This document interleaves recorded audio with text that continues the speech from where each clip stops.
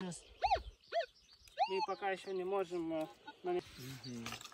когда он сделает репер, тогда у нас есть километр, и уже тогда сами будем. Не глубоко лежит? Ну, это как распаханная земля. Все размешано. Наверху, конечно, а потом уже.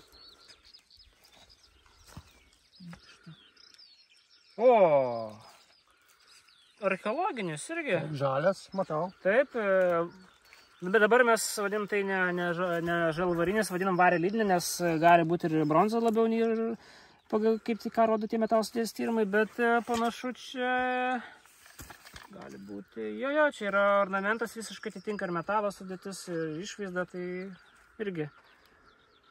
Tai kol kas dar negaliu pasakyti, ar tai yra segės dalis ar ne.